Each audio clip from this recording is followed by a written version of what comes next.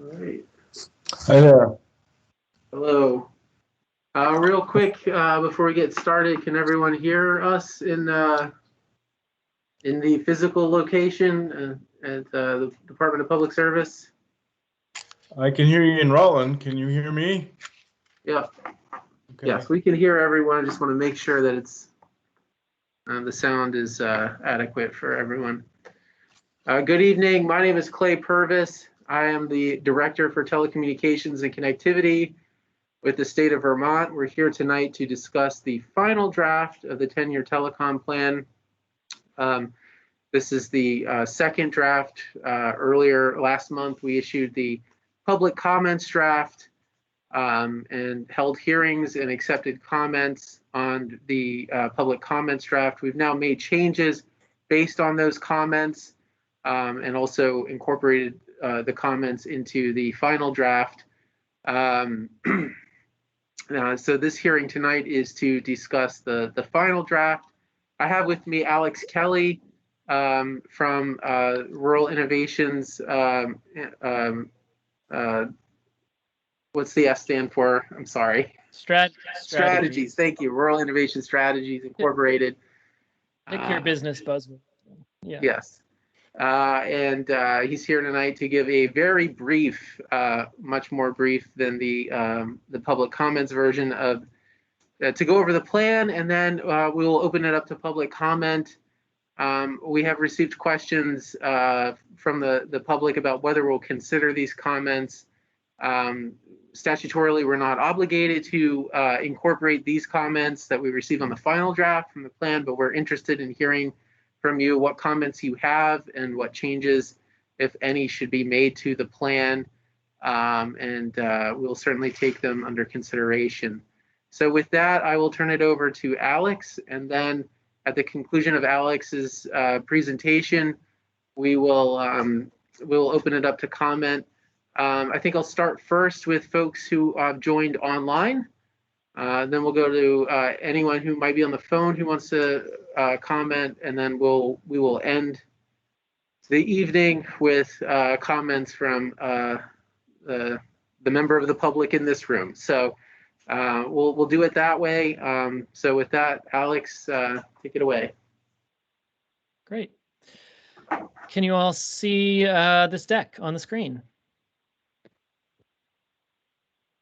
Yes. Fantastic. Well, thank you all so much for attending this input session. I just want to reiterate what Clay said, which is that we received a lot of feedback on the draft, the public input draft version of the report, which was fantastic. We are here again to listen to your feedback on the draft version of the report. I will move through this rather quickly because we are assuming that everyone who is commenting on the final draft version has read that version and so does not need this reminder, but nonetheless, I will move through this and outline what is included in the final draft to prompt comments. So without any further ado, it's worth noting at the outset that we're in a very unique position as a state with a large number of premises still lacking good wired 25/3 service, but significant resources from the American Rescue Plan and other sources perhaps to serve a number of these premises. So our mission with this plan is to document how kind of new wireline broadband deployments can be done efficiently with accountability and in a way that achieves secondary goals as well, or really other goals besides wireline broadband deployment, namely mobile voice coverage, enhanced public safety, and advance all of the statutory goals in 30 VSA 202C. So another thing I wanted to call out at the outset is that this plan was informed by core values that we as Vermonters have, and those values also are informed by statute. And so in accordance with 30 VSA 202E, B, 5, and 9, for example, the plan illustrates how these new deployments can be done efficiently, targeting households that currently lack infrastructure capable of 25/3. Other goals were longevity. We want to fix broadband for good and not have to deal with this again in 5 years. We want future-proof solutions. In accordance with 30 VSA Chapter 82, the plan prioritizes local control and local input over the process. There are perhaps faster ways to deploy broadband that don't involve as much local control and local input, but that is a core Vermont value, and that value informs the plan. And lastly, we wanted to do so with equity in mind to ensure that the benefits of expanded broadband access are not out of reach to Vermonters for any reason. So we'll start with a quick recap of the section of the plan that addresses the 100 over 100 broadband, wireline broadband. The plan documents where the state is in terms of its current deployment and current challenges. And the past year outside of the pandemic has been very impactful on our broadband deployment. Not only has the RDOF subsidy been awarded, and locations across Vermont have been awarded resources to build broadband, and that has complicated CUD planning in many regards. But the RDOF subsidy and stimulus money is creating intense labor and materials demand. So for all of these reasons, we need to keep being strategic and supporting the vehicles that we've empowered to address the broadband gaps in our state with technical assistance as complexity grows. So the plan endorses the framework laid out in H360, and the plan also suggests frameworks and mechanisms for what the Vermont Community Broadband Board should be thinking about as they enact H360. And our recommendations in the plan align with, again, the goals laid out in statute. I think the main questions we have, and I'll pause longer on this slide because it's new from the draft plan, is some of the following. So we talk about how can the Vermont Community Broadband Board establish more granular and precise rules for awarding funding, so there's no ambiguity about who should be winning subsidy, what their metrics are for grading applications, and so forth. In H360, there is language about ensuring that eligible applicants who are not CUDs don't conflict with the CUD's universal service plan. And so we talk about making sure the rules that the VCBB establishes don't cause undue antagonism between entities that otherwise would be great partners. We talk a little bit about accountability and making sure that resources are being spent responsibly and monitored closely. And we talk about, the idea that the VCBB should be very concerned with the long-term sustainability of new networks of any kind, and a little bit about what the VCBB may have to think about in instances where the economics are really tough in our very rural areas. Alan, can you go full screen and just use your arrow keys to go through them? Yeah, tell me if this continues to share screen. Hold on. Are you still seeing the screen? Yeah, it's good. Yeah, just like that. Great. I think your arrow keys will get you through it. Thank you so much. Yeah, good idea. So the plan also recommends technical standards for networks that are subsidized by funding from the VCBF. Those standards include a number of things. I would point you to the plan to see them fully fleshed out, but scalability, extra strands, and capacity to accommodate public safety and expansion of cell service, avoidance of host remote isolation, multiple paths of egress, appropriate resiliency and redundancy, and of course, regular third-party audits for cybersecurity and other measures. The plan also talks about the path of the CUDs ahead of them. And, I think it's just important to reiterate that now is a pivotal moment to make sure our CUDs are successful in achieving their mission. And, we want to set them up for success for decades. So we recommend in the plan specific capacity and expertise the CUDs might need to be successful, including what you see on the page here and what is in the plan. And then lastly, as we mentioned, equity is a focus of the plan and a goal of the state. So we discuss in the plan ways to ensure and strategies for ensuring that all Vermonters can take advantage of our telecommunications networks. When it comes to mobile, you can see in the plan a propagation analysis and an assessment based on our modeling of both addresses that are covered indoors and outdoors or not covered at all. And again, because signal strength diminishes as you go through walls, that there's a difference between the addresses covered outdoors and indoors. The one thing I would note here is that we did the analysis based on Vermont-based towers. So there are some border towns that perhaps have service from across the river or across the lake. The plan also includes an assessment of coverage along roadways because that is in statute as a goal of the state. As you can see, Class 1 roads are covered at, we estimate, at over 90%. That drops off as you go to Class 2, 3, 4, and other roads. So the plan recommends a mechanism for increasing mobile coverage based on an RFP process that welcomes a variety of infrastructure types and solutions.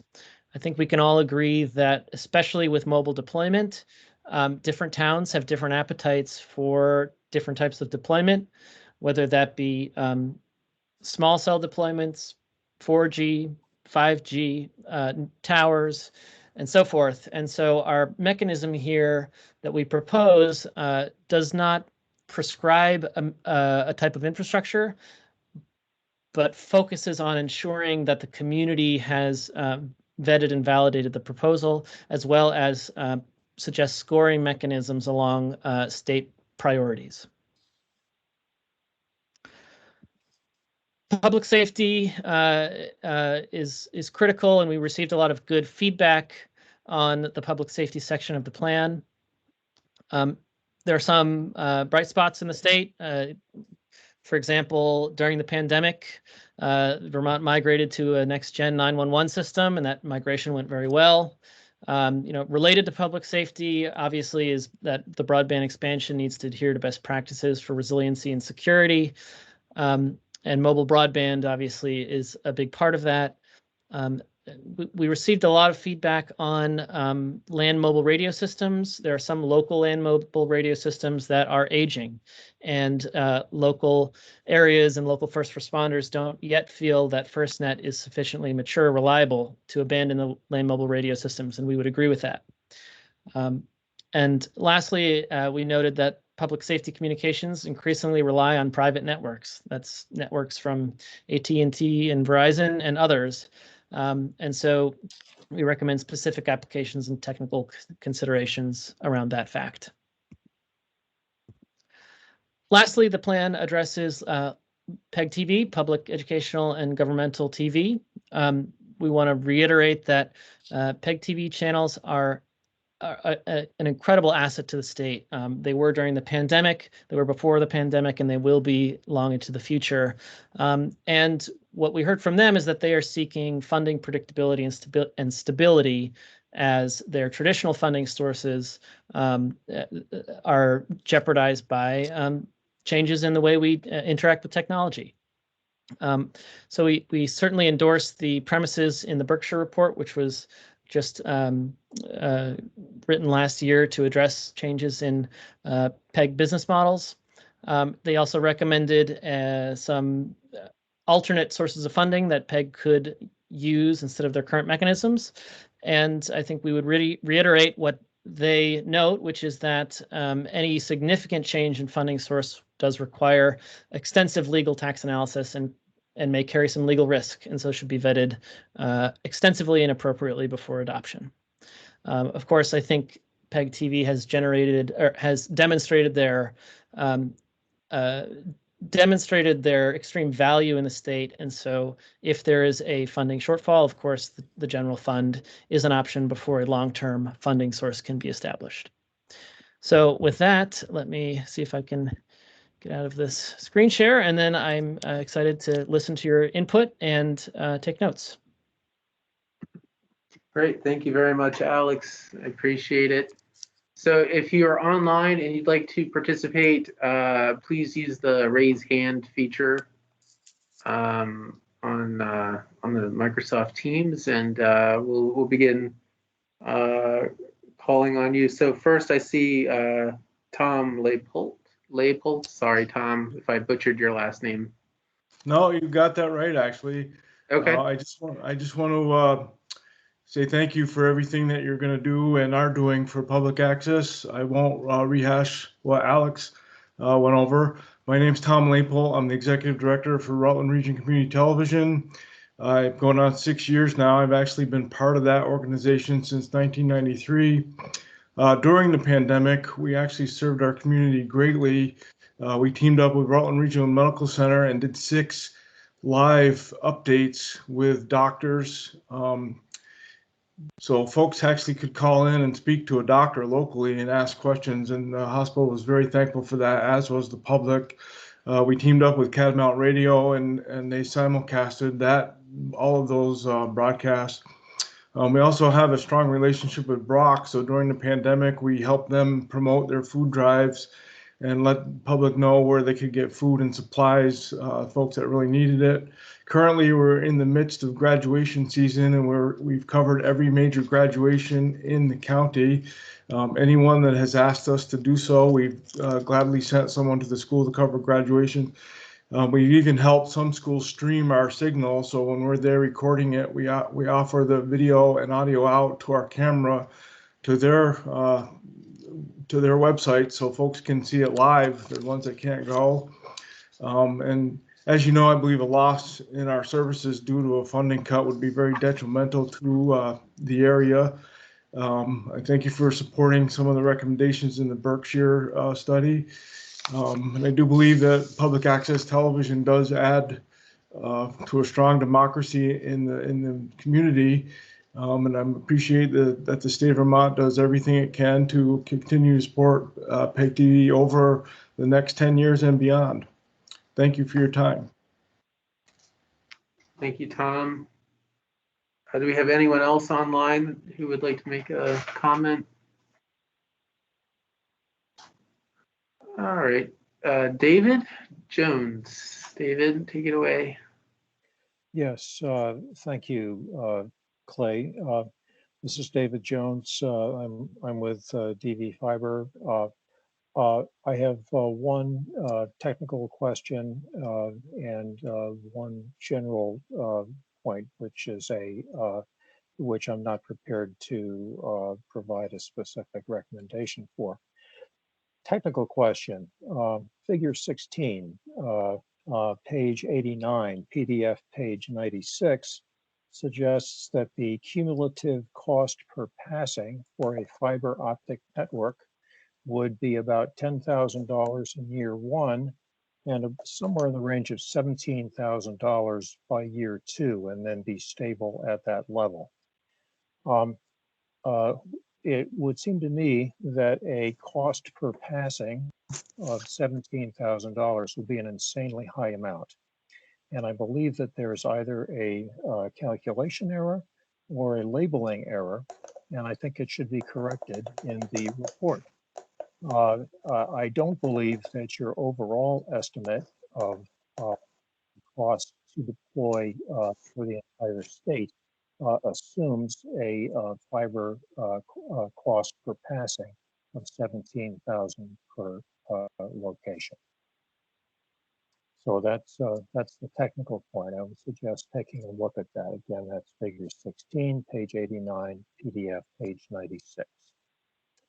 Thank you. Okay, thank you, Clay. And then a topic I'm wrestling with, but don't have a specific solution to provide, is that as we go to deployment, time is going to be of the essence because the marketplace does not wait for us. And so the degree of oversight to be applied by the broadband board is going to need to balance the necessity for a rapid deployment with the other objectives of trying to make the deployment plan as good as possible. So again, I don't have. I think that's something that the board is going to have to wrestle with, and to the extent that the plan gives the broadband board discretion, I think that will be helpful. Thank you very much. Thank you, David. Do we have Larry Lackey next? Hi, Larry. Nice to see you again. Likewise, Clay. Yeah, it's just for the record, I'm Larry Lackey, resident of Stowe. I'm just appearing here on my own behalf, not on behalf of Stowe Electric Department, of which I'm a commissioner, or Lamoille FiberNet, of which I'm the treasurer. Just my own thoughts. First, I wanted to mention pole attachment fees. I know that a few years ago, the PUC amended Rule 3.7 to both to clarify and expedite the process for licensing and make ready, and the PUC also reduced the pole attachment rates, or the formula at the time. But I feel that there's more work left to be done on the pole attachment rate, which, as you probably know, establishes a presumption that the rate would be set for the communication space on the assumption that the attached cable would require 1¼ feet of vertical space on the pole, and that the electric safety codes that dictate the amount of space needed on the pole only require 1 foot. And while that may sound like a small amount, it means that the pole rates are 25% higher than they ought to be if they were based on a fully allocated cost formula. So I'd recommend that the department take another look at that issue and advocate for an amendment to the rule, or at a minimum allow the attaching entities to demonstrate that they don't need that much space on the pole. And I think this is especially important in a time when so many new providers are attaching cables to poles to bring broadband to everyone in the state. And those recurring costs for pole rent are a significant operating expense for all of those carriers. Second thing I wanted to mention was railroad crossings, and the difficulty to any wireline communications provider or even an electric utility in trying to obtain access to cross a railroad, whether underground or aerial. VTrans, as you know, owns a lot of the rail beds in the state, and they're good to deal with. They're very fair. The private rail operators seem to view any communication, any wire that would cross their right of way as a complication, and the best way to deter it is to charge such a high fee that people just go away. In fact, I once had a rail operator told me that was how they set their exorbitant fee. And I'm not sure what the remedy is, given their property rights or what they believe their property rights are. But it's just it's like a landmine for any wireline carrier that's trying to design a network, and sometimes they just have to be on the other side of the track, and there's no way around it. So it would be it might be helpful for the department to look at remedies for that, and maybe some guidance on what a reasonable access policies would be. The next comment I had for you was about cellular coverage, and it's good to see that the draft plan recognizes that there's a great deficiency of cellular coverage in the state. My own view is that the root cause of the gaps in coverage stem from weak build-out requirements in the radio frequency licenses issued by the FCC. They typically talk about a carrier serving maybe X percent, say 95% of the potential population within a certain number of years.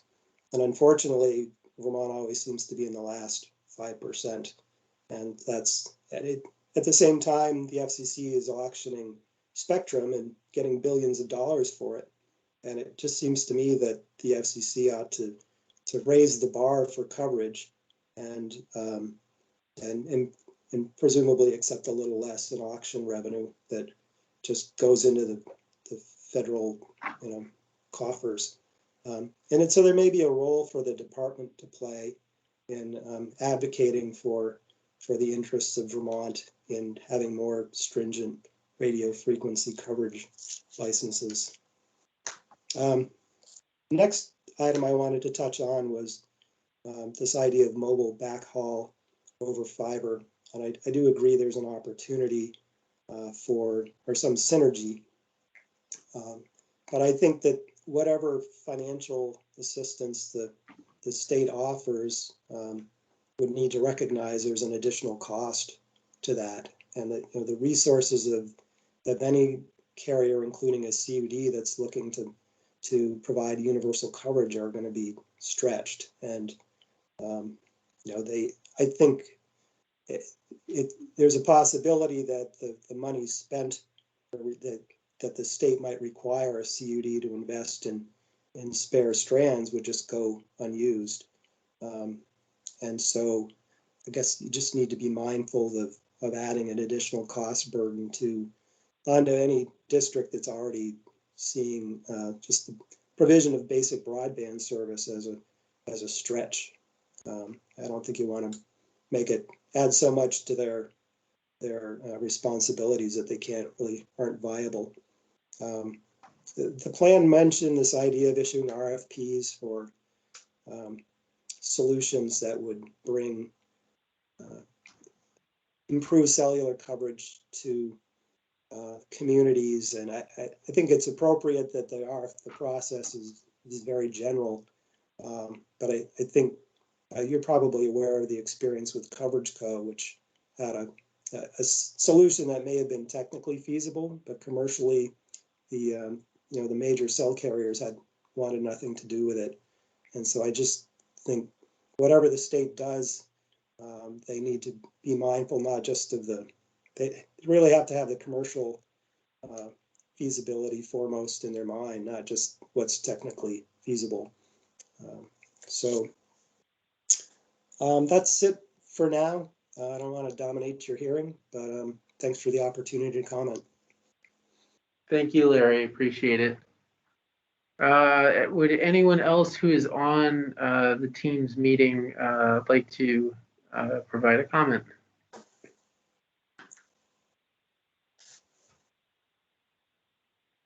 Okay, going once, going twice. If you have anyone on the phone, going once, going twice. All right. Are you going to ask? You're recording who it is, 5747. Yeah, I just asked if anyone on the phone wants to participate, and I'm not hearing anything, so it's fine to come to a meeting and listen. So we'll open it up to people in here. Who would like to go first?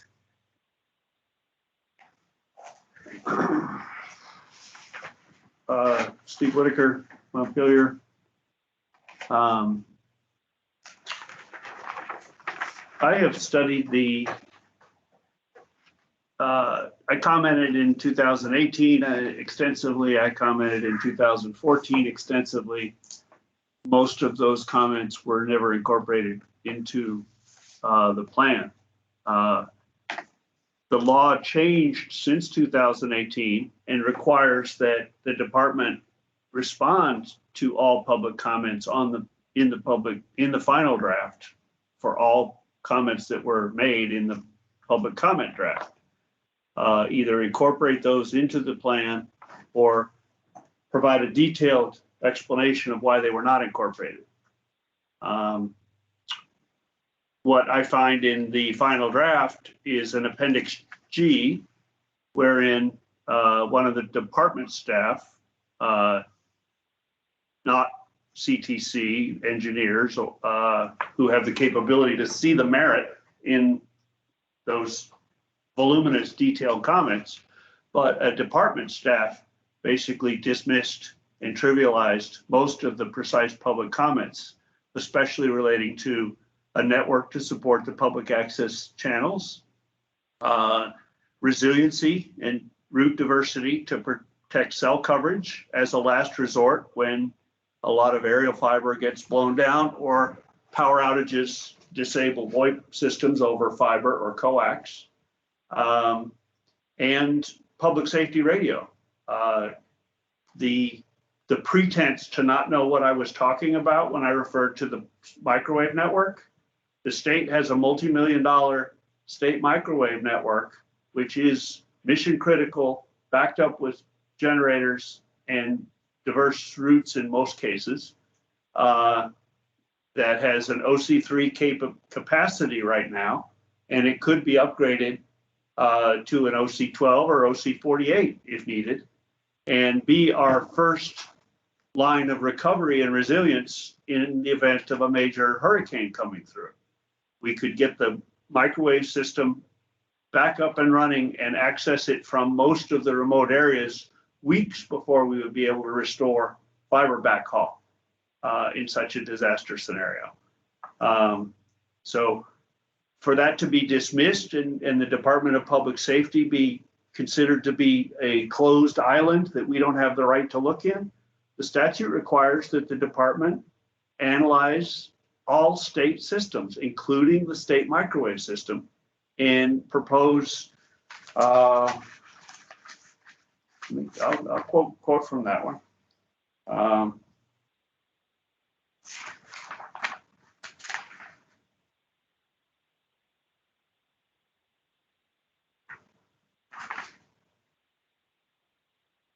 Well, let me back up a minute. Let me just start with a generalized statement.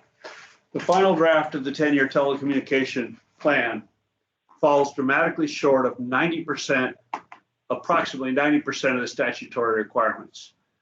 Among them, the final draft plan proposes to allow the CUDs, when negotiating with Consolidated Communications or other internet service providers, to negotiate away crucial and hard-won Vermont laws and statutory goals and policies, such as net neutrality, open access to shared infrastructure, and competitive choice for consumers. Those are not negotiable. Those are foundation elements. And I'm troubled to understand, not from Matt's, but Alex pointed to, your reliance on Chapter 82 of Title 30 is only the CUD chapter. And that came much later, only passed in recent years. But the 202C goals and policies have been in effect since 1987, with limited exception. Open access and competitive choice were added in 10 years ago. But this idea of shifting and waiving the rights and the obligations of state for net neutrality, competitive choice, and open access in favor of local control, which only relates to CUDs, is absolutely absurd. It's an abuse of the statutory framework for this telecommunications plan. The legal analysis section, despite the statutory requirement, fails to address the public comments or provide analysis on proposals for revising the tax structure for telecommunications infrastructure and services to support public benefits such as 911, telecommunication services for the deaf, funding for access media organizations, and whether CUDs might unwillingly be forfeiting sovereign immunity from liability in favor of claiming trade secret protection for publicly funded fiber optic plants. Those are the issues that were raised in public comments, were not addressed in this final draft, and are required to have been addressed in this final draft by statute. That's what we're paying the legal analysis bill for. And those issues, you were supposed to build on and provide analysis of alternatives for funding the AMOs above and beyond the Berkshire report, not just refer to it and say that's outside of our scope. The detailed responses to the public comments made on the plan were provided by the department amount to a haphazard, dismissive trivializing of public safety broadband, land mobile radio communications, issues such as 911 call delivery assurance, interoperability with state systems, such as the microwave and the VCOM channels, failover, network resiliency, diverse protected fiber routes, and new network and funding options for regional dispatch consolidation efforts. Analysis of funding alternatives for AMOs is likewise missing from the draft plan. Several important comments raising prerequisite design issues relating to active optical network were not responded to at all and are not even included in Appendix G for some reason. I noticed that VTEL had provided comments through SurveyMonkey, comment number 95, and is not responded to related to active optical network. But the reason I raise active optical network is because the statutory goal of 202C requires that the state support infrastructure, support the application of broadband infrastructure that does not negatively affect the ability of Vermont to take advantage of future improvements in broadband technology. If we, in the interest of saving a few dollars now, deploy networks such as Consolidated is deploying, EC Fiber is deploying, others are planning to deploy, we forfeit the option with all those splitters in the field, we forfeit the option to allow competitive choice, another statutory goal of 202C, to come in and reach a customer directly over top. By putting those splitters in place, we are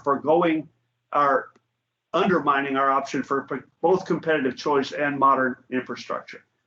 Some customers, some neighborhoods will only be happy with gigabit service. Some few customers may need 10 gigabit or higher. And that will not be possible through a splitter, a passive optical architecture. You would need the active architecture to accommodate that, especially from another competitor. This is what I had hoped was the capacity and the skills of CTC engineering, but I fear that this was compromised by the department's view of a political spin and told CTC and RECE not to focus on certain items, not to fully expand and elaborate. That is what I fear happened here. In statute 202D, paren C, in developing the plans, the department shall address each of the state telecommunications policies and goals of section 202C of this title and shall assess initiatives designed to advance and make measurable progress with respect to each of those policies and goals. This assessment shall include identification of the resources required and potential sources of funding for plan implementation. This draft plan does none of that, and that is the most specific statutory obligation and requirement, and I believe that the CTC contract specifies that they will be held accountable to accomplishing that. I have not yet to see the RECE contract with CTC, but I will. Instead of surveys, well, I could go on, but I think you're sufficiently bored. I want to leave some time for Donna. Plan requirements, a geographically specific assessment of status coverage. There's no mention of completing the cellular coverage surveys that were done in 2010 and 13. Carrier specific every road so that we know where we would get the most bang from the buck by using a neutral host small cell of all carriers, and where we could actually calculate the economics of other carriers sharing small cells possibly owned by the communications union districts. That is the best coverage. We do not want to create a state that only AT&T customers are welcome to visit. And that's really the concept of your RFP, because VTEL as a potential neutral host carrier cannot compete against AT&T in an RFP scenario. That it would destroy their relationship with their prime partner in roaming. So the first statutory goal is to strengthen the state's role in telecommunications planning, and this plan does nothing of the sort. It kicks the can down the road and says that would be nice, and this would be nice, and intelligent vehicle highway systems would be nice, but maybe in 10 years we'll think about that again. This plan is an abject failure to meet the statutory requirements. It should not be adopted, and I plan to continue to go to the wall to make that point. Thank you. Thank you, Stephen. Would you like to make a comment? Yes, I do. And you're who? I'm Clay Purvis with the Department of Public Service. We also have the Commissioner June Tierney on the line, and Alex Kelly is our consultant. We have a couple of one other department staff, Michael DeHart, as well. And we're here to take public comments. So everyone online has already commented. So I gathered that. Okay. So if you could please state your name. Yes, I will. I'm Okay. Donna Bate. I live in Montpelier. I'm here as Central Vermont Public Safety Authority Chair of the board. Okay. And we have comments we want to make, which we've already submitted some written comments to you directly or to the public service. And that's another thing, just to find out where I send all these attachments that go with this letter.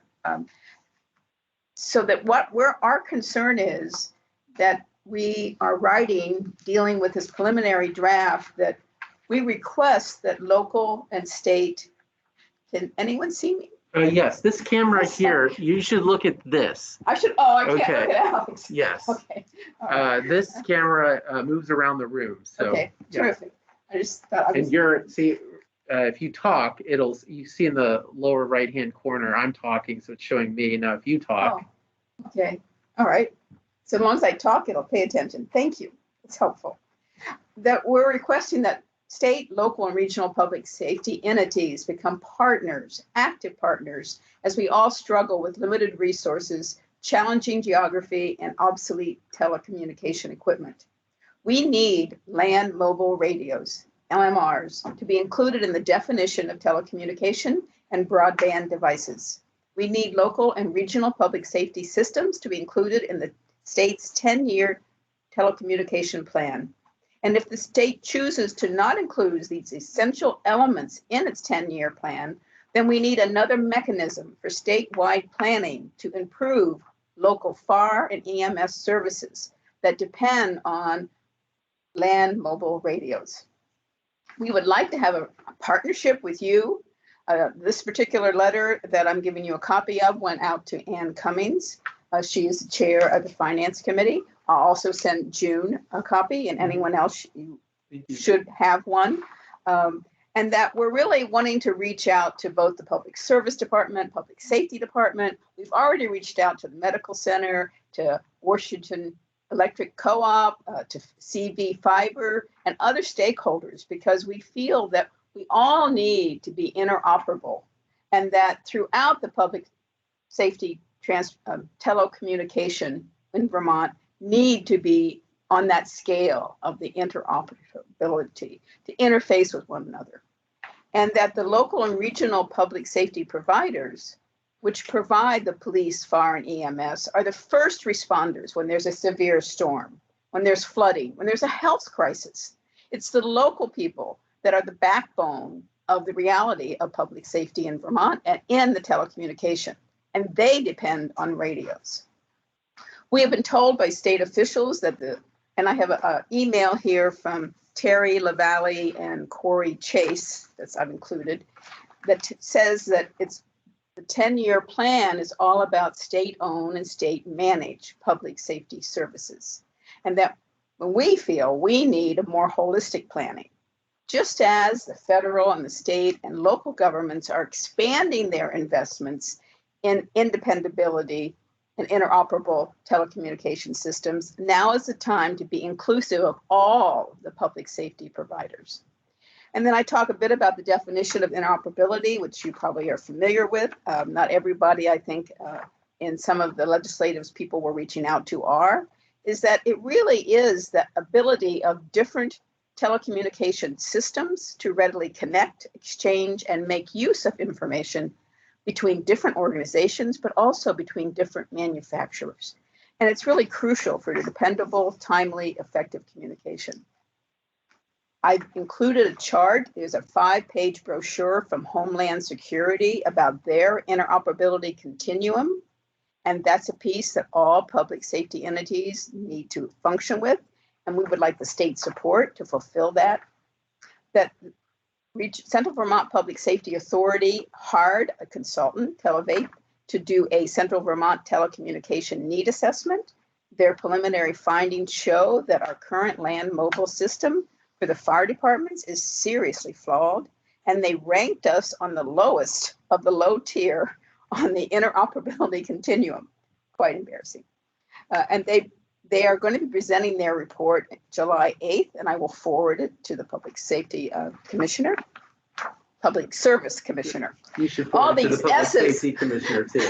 Yes, oh, they're all going to get it, but I especially want June to have it. So we feel the preliminary findings of a report that has been paid for through the taxpayers of Barre and Montpelier, but it is a regional report because we work together regionally, is really going to be important to be included in someone's awareness here of just where we are, that things are not okay in telecommunication on the ground level of the first responders.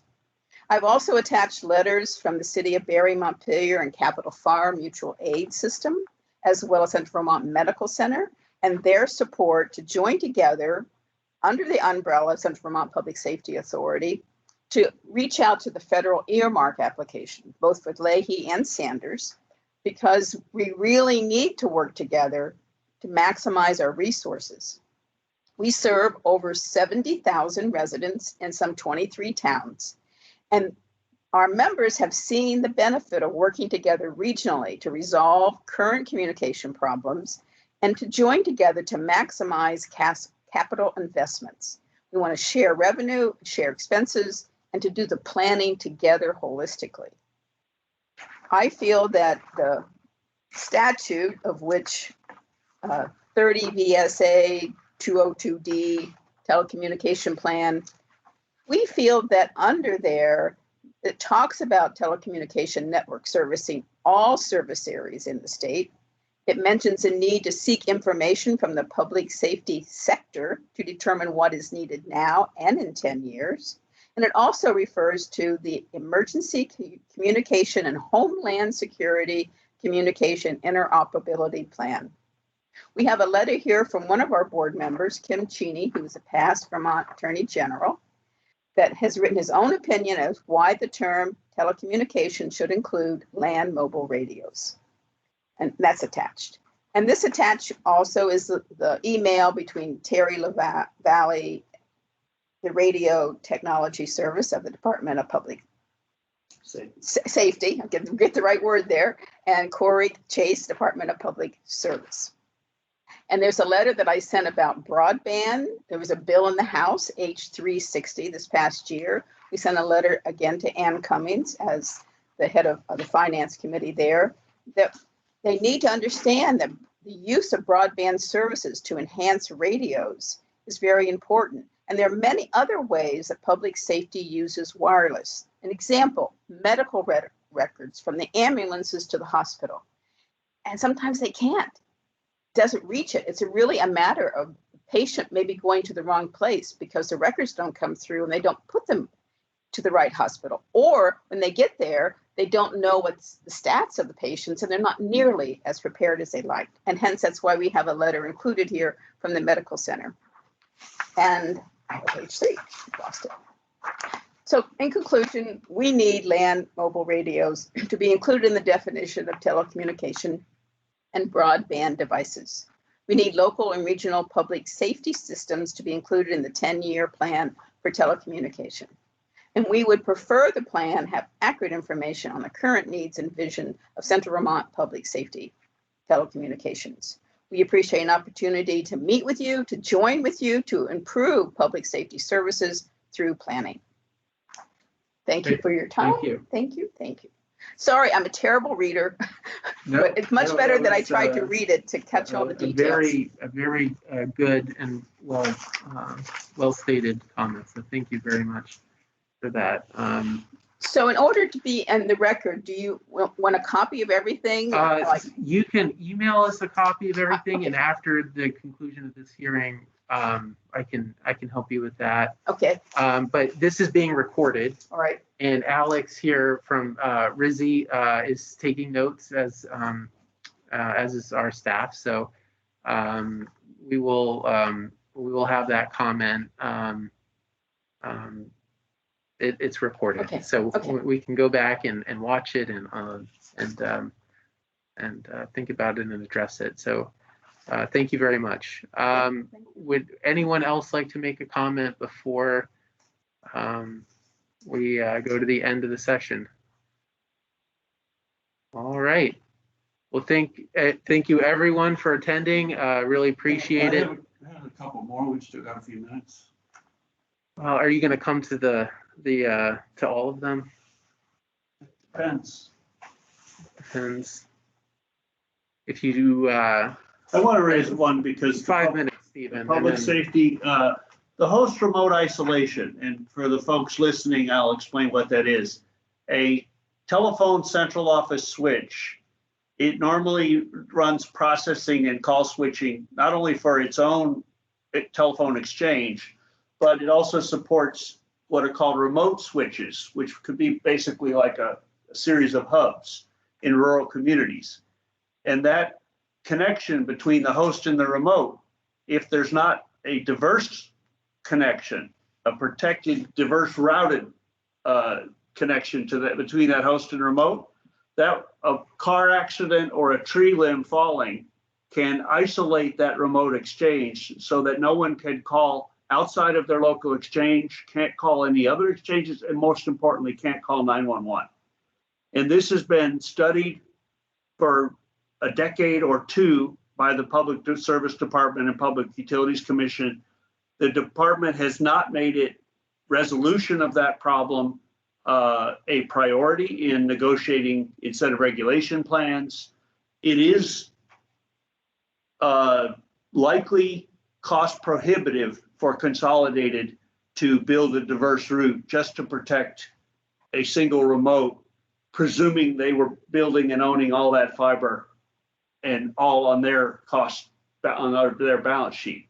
However, when a CUD is building fiber in those areas, the CUD could prioritize routes which would enable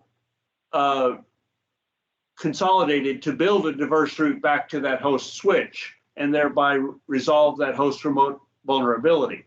But that necessitates transparency with the information. The Public Utilities Commission opened an investigation and it pretty much stagnated because everything was secret. We don't want to tell, I think it's reckless endangerment to refuse to tell the customers who are in a frequently isolated exchange, Montgomery, for instance, that they should plan on not having another way to call 911. And many of these areas also don't have cell coverage. So if there's no cell coverage and they're isolated between the host and the remote, you've left people seriously endangered. And prioritizing this requires transparency and notice to the consumers that they are vulnerable, and therefore they can engage in prioritizing fiber routes being built by the communications union districts. And the incentive reg plan coming up next summer can require Consolidated to close those host remote isolation vulnerabilities. But this again was raised in public comments and was swept off the rug and not incorporated into the final draft. And I think it's a travesty. That's 3 minutes, or is that 5? Did I use all 5? You should submit written comments to us, Stephen. At this point, after the treatment, all my written comments, 4 sets of written comments got in the public comment draft, the treatment they got. You have a lot of nerve asking me for written comments. All right. Well, with that, we will end the session. Thank you all for your attendance. Really appreciate it. And if you'd like to follow up with written comments, you can email us at psd.telecom vermont.gov, or you can visit our website. We have a page on the telecom plan that gives instructions for providing feedback as well. If you have any questions, please feel free to give me a call or email me, clay.purvis, Purvis, @vermont.gov. I will say it again after, but someone, maybe Michael, can put that in the chat too for the folks online. All right. Will you be posting Thank you. transcripts of these? Stephen will post the recording online. All right. Thank you very much for your time. Have a good night. Thanks, everyone.